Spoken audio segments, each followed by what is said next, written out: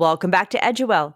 Today, we have the pleasure of hosting Michael Tracz, a dedicated educator with 23 years of experience who has been inspiring young minds in the realm of science for many years. Mike brings a unique blend of passion and fun to his teaching, creating engaging learning experiences that extend far beyond the textbook.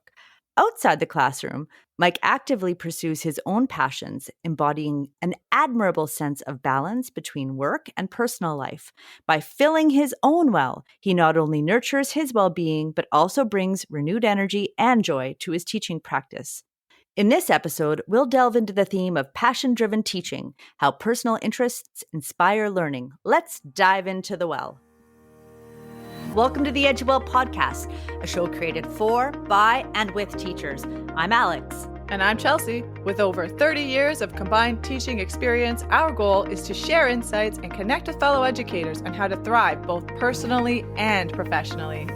Join us as we dive deep into the well of information, filled with meaningful discussions, practical tips, and ideas that go way beyond the classroom walls. Let's be well and do well together.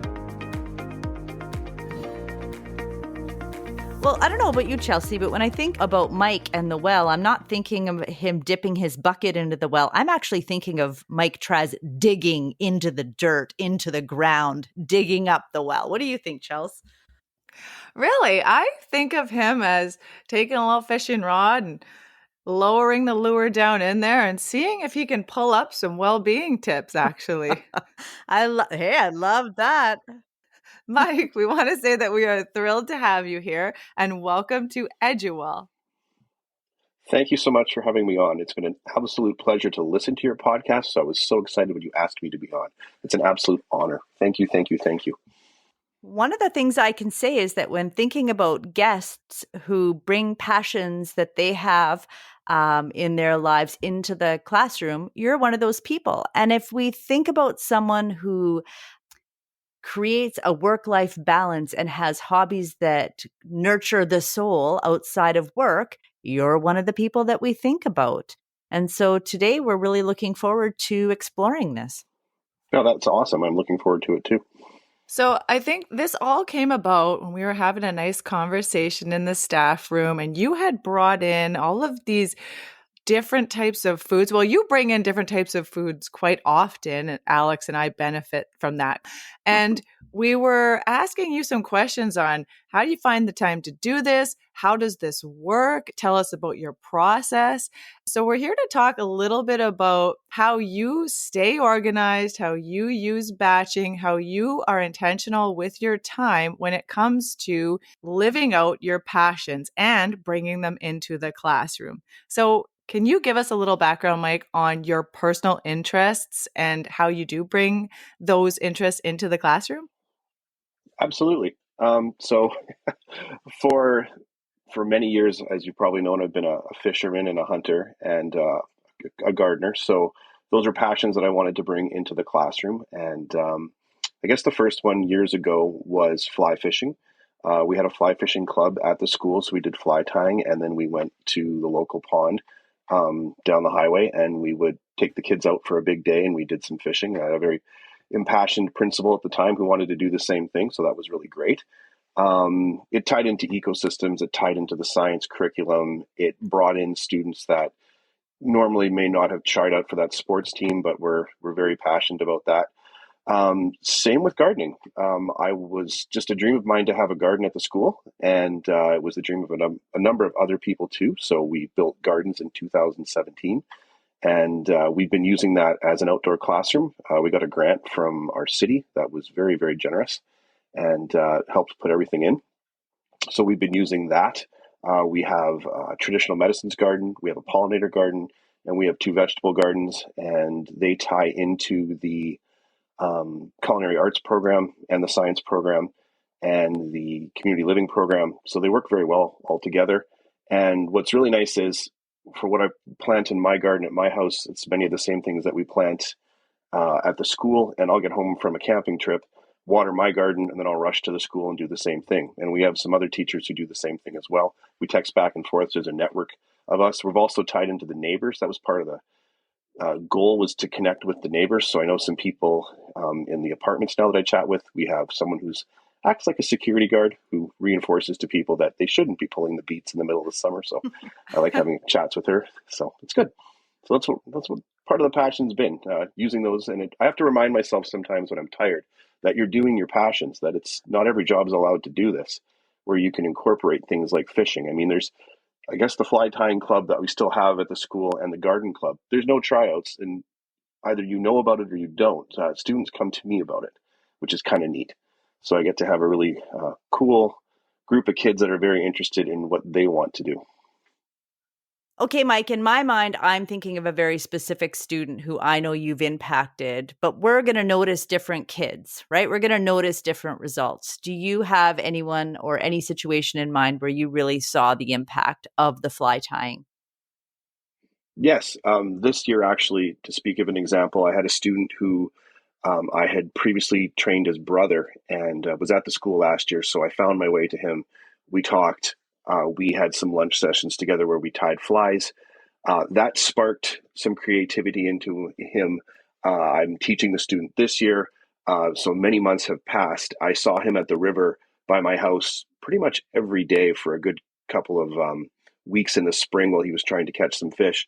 And then the mom, when we were at the interview this year, told me that he was probably at home at that moment watching a fly fishing video and tying flies. They said they don't, aren't even quite sure how much space they have left to store all the flies that he ties. So it brings, hope to my heart. And then the nice thing is when you talk to a student like that about that kind of passion, the teacher student role just erases itself. You're on the same level. If he's got a technique that's interesting that I want to learn about, or a fly that's interesting, I just think it's the most wonderful thing to have those conversations, or to say, okay, boys, there's fish in the river right now. I'll see you on the Steelhead River. And I do see them, and I see them when they're older, and I see them when they're young adults. And I get waves from from a distance when they're with their friends. It's just really neat to see. So that's a great connection. Same with the garden. The garden's the same way. We have students who will ask me questions about it. Is it still this? Is it still that? Are you still planting this? It's fun. I'm blessed. Yeah, you are blessed. And it's a relationship build that, it can be academic, but it starts off non-academic. And it's a connection. And when you have that build, then when it comes to the things in the classroom that the student may not want to be doing as much as tying flies or as much as gardening, they are more inclined to engage, right? And so that makes such a big difference to have that connection on that different level. And I find that interesting that you just said that it's a leveler. It's true. You could both be an expert in this realm, and it's a meeting of the minds and expertise. Yes, you're totally right. I got an email from a student a number of years ago that included pictures, and he had taken pictures of his fly tying space at his house, and all the different rods and reels that he'd accrued over time, and where he fished, and things like that. Thanking myself and an SSP and the principal for all the time we'd put into helping him. And then we had a conversation about equipment. It was just beautiful, wonderful. It's exactly what I want. Is that generation of thinkers who leaves the classroom, but they're carrying some of the tools that you've given them. I think it really shows students that they can live out their own passions and that they can have these opportunities at school. And it really creates a memorable experience for them. So when they think back to going to school, as they grow up, as they get older, they think, this passion did come from a teacher that I knew who influenced me, who got me interested in this. And now they can relate that really positive experience to their experience at school. So it's absolutely amazing. I think it's fantastic what you're doing. Yeah, you're totally right. Can I share a story about the garden that kind of blew me away, that sticks with me? Just, it's never left me. Well, all right, then let's tie a pretty bow in that fish tie example and move forward and dig into. Do you like how I just did that? Dig into the experience of gardening with the students. Sounds good. So I'm very blessed to have a mother-in-law who starts our seeds in March under some grow lights, and then she transitions them to a greenhouse. And then usually the first week of June, usually with the support of our school, our principal, I'll go to a local greenhouse and I will buy soil and plants, and then whatever we planted in the greenhouse will come to the school, and then we will have the gardening club by that point is pretty excited, so we stay after school and we bring all the materials out and we do a big plant. Then where I lean on them is for the watering. So it's typically at lunchtime or after school, we'll drag the hoses out and we will water. We tie in with the community living class. If it's available for them to do, they'll take out watering cans or they'll take the hose and they'll do the watering as well. And I remember I'll take various classes out. And one time, I think it was on a track and field day, I brought a small group out and we started to water. And one young man who was fairly quiet throughout the year just came to life and I couldn't figure out why. And I said to him, "What's the deal? How come you're just so happy to be out there watering the garden?" And he said, "Because I live in an apartment." He says, "I'm only able to plant a few pots that I can put on a sill." And he said, "It's just such a wonderful experience for me to be out here. I can't believe it." I said, "Oh, okay. Oh my goodness. I can't believe that." So you don't know what everyone's experience is. I just assume people have a backyard, but it's not always the case. So it really humbled me that day. And that's just something I wanted to share with you because it was just part of why you have the garden at the school and why you involve everyone as much as you possibly can. I think that's such an awesome community experience. That's a really touching story, actually. What you're doing is you're really answering that question, why are we learning this? I mean, how often do we get that question? Why are we learning this? What's the point of me learning What's this? the point? Absolutely. Yeah. You're not only answering that question by, explaining, but you're really showing the students. You're putting this into action with a hands-on approach. That is so helpful for teaching life skills. Mm-hmm. There are two other pieces that you mentioned that I'd like to bring back up here. One is the community connection, the neighbors, including them and having them join in the conversation and the experience of the gardening. I think that's absolutely wonderful and such an opportunity. And if you could tell us a bit more about that. And then also about how you share a lot of the foods that you've grown with the culinary teacher to be using those foods in cooking in the culinary class. And if you could tell us a bit more about that, that's my favorite part as someone who likes to go knock on the culinary door once in a while. I would deny it if anybody was listening, but yeah. Yeah, my wife bristles at the fact that we get delivered hot pizzas and cookies and all the other wonderful things and tacos and cake competitions and all that kind of stuff. So I love the culinary arts room. I spend a fair bit of time visiting too, although complete deniability.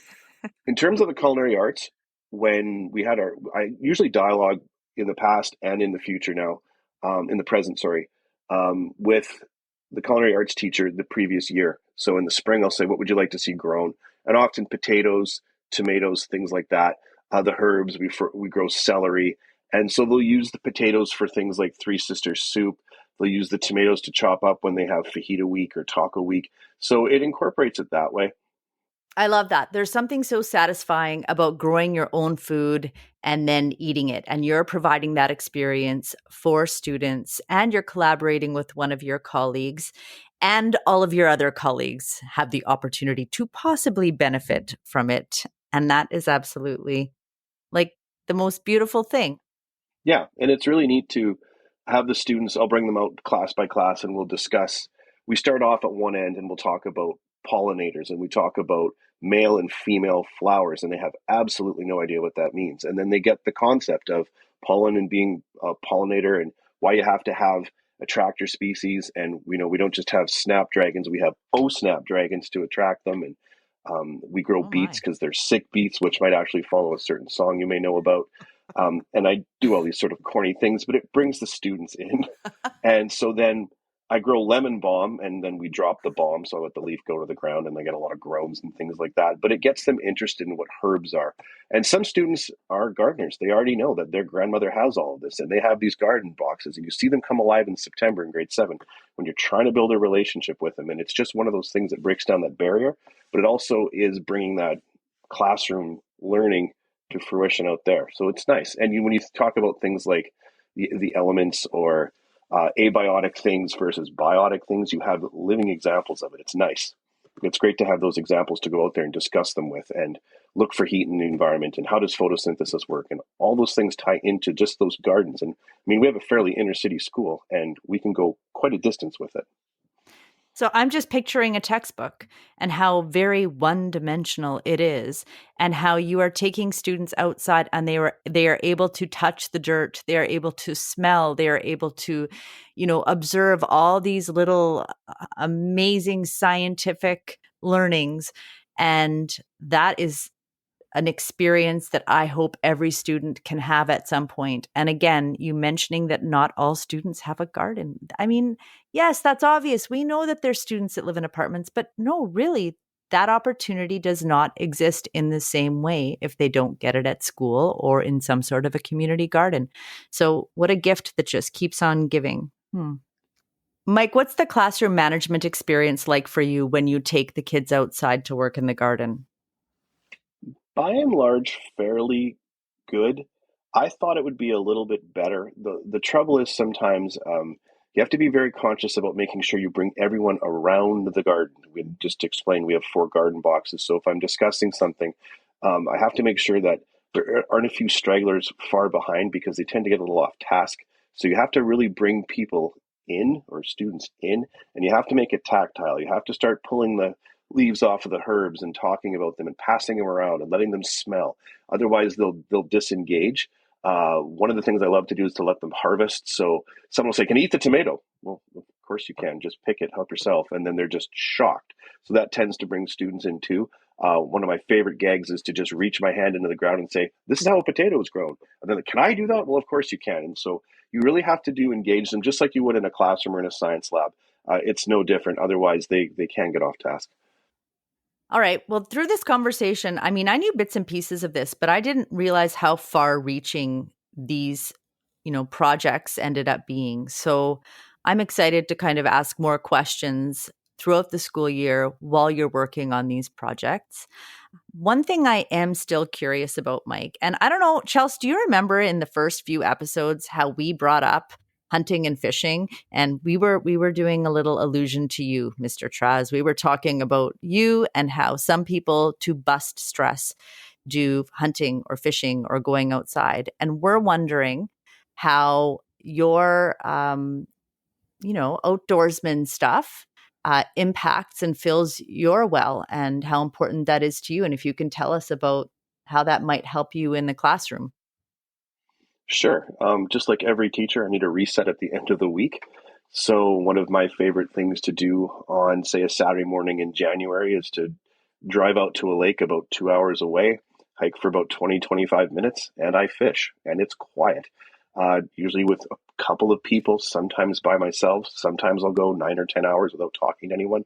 And I am perfectly happy with that. It allows me to calculate my thoughts, refill my well in many ways, because I can just sort of sort things out in my brain so that I can strategize for the week to think, okay, what do I have to accomplish next? And sometimes I take the most impossible scenarios with me for me that I can't get my brain around. But when I'm out doing something like that and it's quiet, I have time to think, and I have time to think, okay, how am I going to accomplish that task?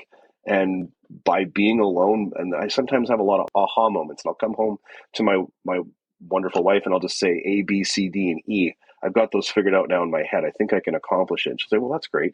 I don't think she understood, that I was stuck on them. But for me, it's just, your own personal journey.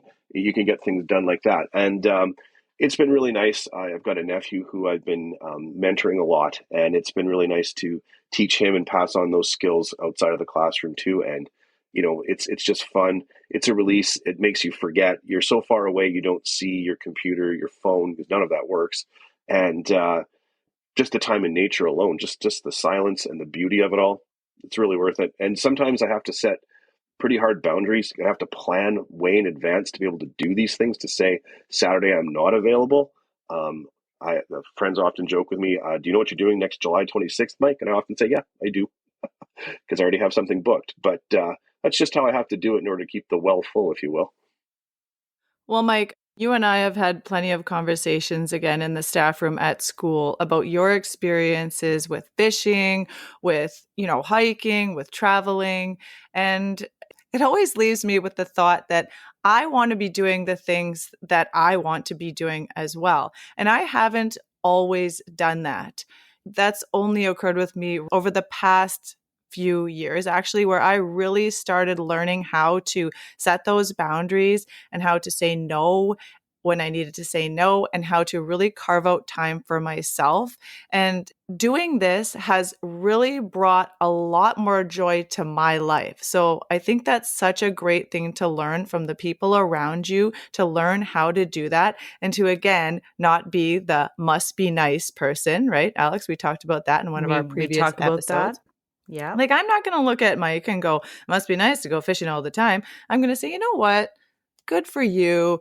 And, I'm going to take some time to work on the podcast this weekend because that's what I really like to do. That's what I enjoy doing. So it's very important to try to find a balance with that. Not always possible, but to try to find that balance so that you can really feel joy in your personal life and your professional life.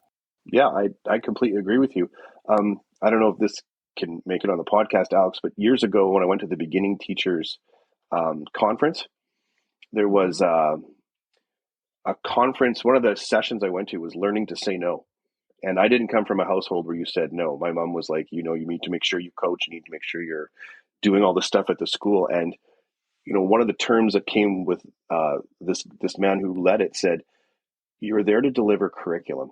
Never forget that. That is your primary job, is to deliver curriculum. Make sure you're doing that, and make sure you balance, and make sure you only take on as much as you think you can so that you can still deliver that curriculum. So I try to keep that in the back of my mind when we get distracted. And of course, there are many times when I would love to go fishing or hunting or do whatever, and I can't either. But I do get enough in my life that I do feel it's balanced. But I just try to remember that it's my job to deliver curriculum. If something else gets in the way of that, I've got to take a reset even in my own life and say, okay, I got to go back to that. And it was really good advice really early in my career to set that balance.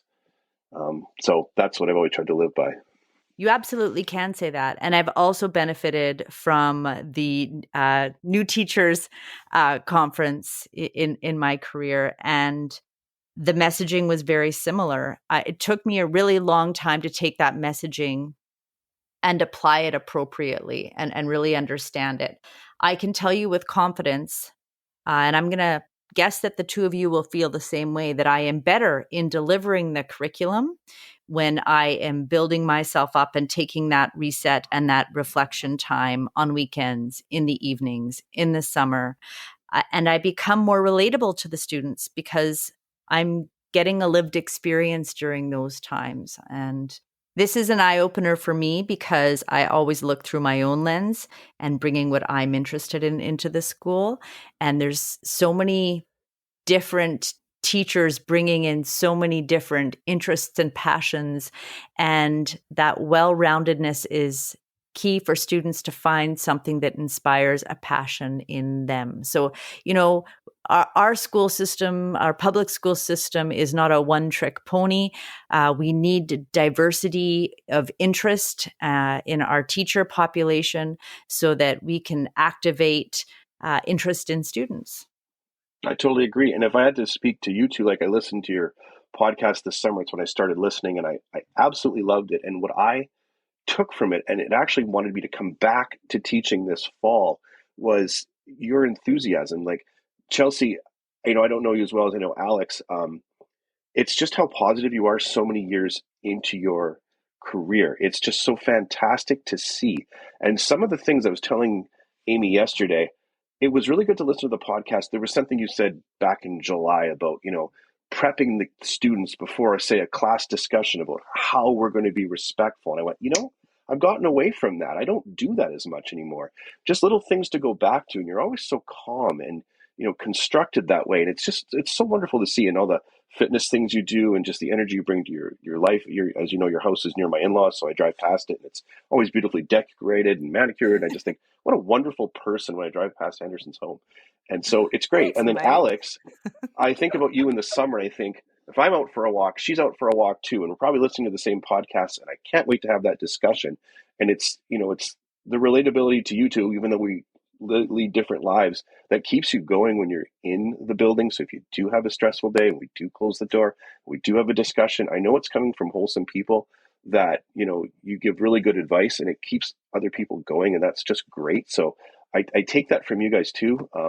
It's not something I expected when I came into my career to see such diverse people. I thought we'd be all a little more monochromatic, but we're not. So I like to see your differences too, and they're awesome. So thank you.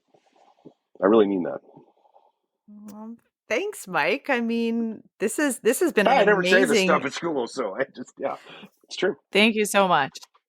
Thank you. If I could throw a coin into the well right now, dug by Mike Tracz, of course, the wish would be that every teacher gets the experience of working with colleagues that are amazing and that are generous with their time. And Chelsea, you can attest to this. Mike is generous with his time. We have great conversations, and we have great conversations with Mike and with other people who help to fill our well, whether they know they're doing it or not. We are very lucky.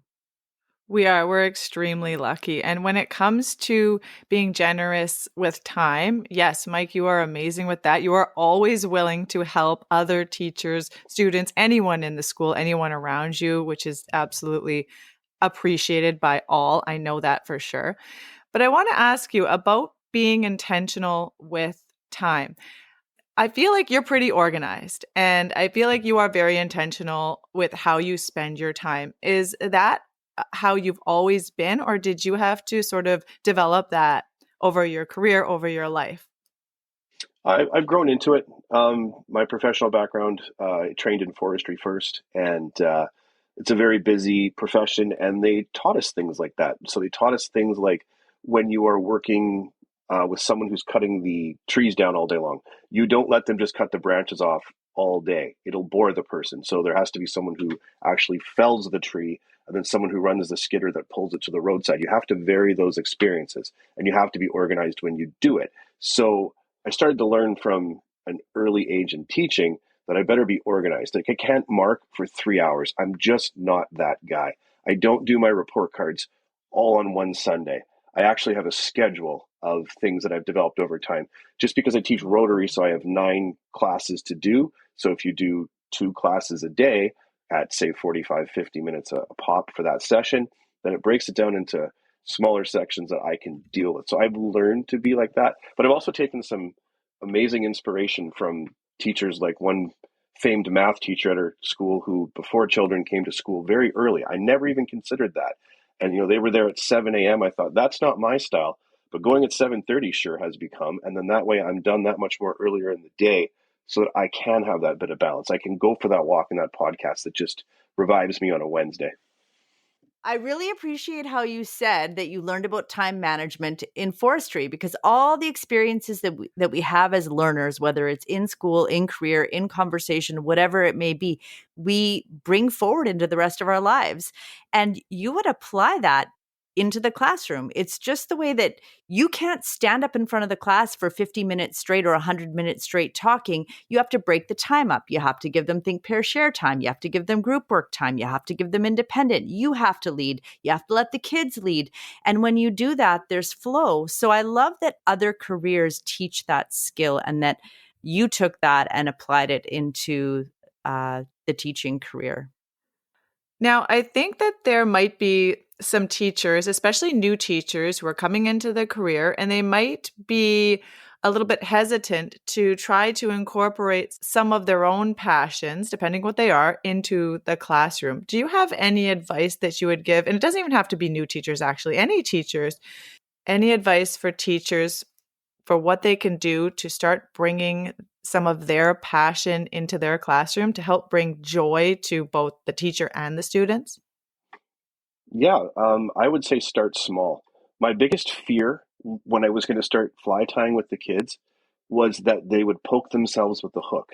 No student ever has done that. I was so worried that was going to be a risk, and it is the furthest thing.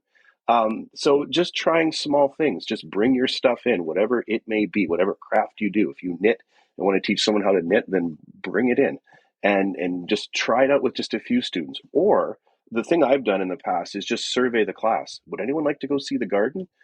rarely do you ever have anyone say no. So, even just starting with a few potted plants and going from there and setting up somewhere sort of a schedule where you have some students taking care of it. It can be small, as I'm sure that's a fairly obvious answer, but sometimes it's just hard to take that first step because it feels odd because it's not something that's part of your everyday routine. But once you get it incorporated and the students love it, it's just another connection you have with them. So I think it's worth it. Absolutely. Just starting small would be the way to go. Great points. And I do want to emphasize that point about trusting the students because it's empowering them. So it's a good point. Yeah, and one other thing is when we first bought the equipment for the garden, my vision was to have 24 students or so working on the 4 gardens, so to be about 6 students working on it. That occupies about 30 seconds worth of gardening. You can only have about 4 to 6 students in total actually working on a garden at one time. It's just it would be a classroom management nightmare. You can't do it. So you have to learn some things the hard way. You don't give everybody shovels and off you go. That was a tough lesson, but nevertheless, you'll find your way. But the big thing is just to start. Well, we took that beautiful tie fish. Is that what it's called? No, we Fly tying. Well, we took that beautiful fly tie, we threw it deep into the well, and I feel like we reeled in a really big fish episode. I know that's not going to work out. I'm going to have to try that one again. I like to do my little corny thing, Tracz. All right, Chelsea. Well, I feel like we went fishing and we brought home some really good information for the listeners. We went fishing. We fished for information, and we got some. We've got fish to feed everyone now. Okay, well, hopefully we were kind to Mr. Tracz, and he will bring us smoked fish, bagels, and cream cheese at some point again. That is coming up very soon. Sooner than later, the Smoked Fish Society will be meeting. That's exciting. You can't see our faces. That's going to get me to school. But there's let's set it for the last Monday we're at school. Let's do it now. Fantastic. Yep, I'm in. We're there. Okay. We're there. Me too. Well, I think we're ready for the takeaways. There are so many takeaways in this episode, but let's see if we can wrap it up with just a few. So, Chelsea, first takeaway, go. Okay, well, I really liked Mike's point about not being afraid to bring your passions into the classroom. So trust in other people to support and share in your passions. You just might be surprised. All right, Mike, what's your main takeaway? I think my main takeaway after having this discussion today is that as a teacher, you'd be remiss if you didn't celebrate and discover the diversity with which a staff has within it. Having colleagues from different backgrounds is certainly something that can help you get through a day or even a year because you could rely on their strengths to help you. All right. And my takeaway is you never know what amazing interest or passion that you're bringing into the school and classroom community will reach that kid that no one else has been able to reach. And you'll be able to see their eyes light up and the interest start to percolate. And that's pretty exciting. Well, I know that was a really excellent conversation because time went by so fast. We didn't even have to think, and there was synergy and there was flow. So I have to thank you, Mike, from the bottom of my heart and from the bottom of Chelsea's heart for being such an excellent guest and for giving us a lot of things to think about and to act on that not only fill our well, but fill the well of the school community. So thank you, Mike. Thank you for having me on. It's just been wonderful to chat with you both, and good luck with your podcast. I hope everything goes well. Thanks for listening to the EdYouWell podcast. If you enjoyed today's episode, please share it with a friend, subscribe, and leave a positive review. It helps others to find us. Follow us on Instagram and Pinterest to help spread the word. For more inspiration, tips, and book recommendations, just head to the show notes and join the EdYouWell newsletter today. Until next time, be well and do well.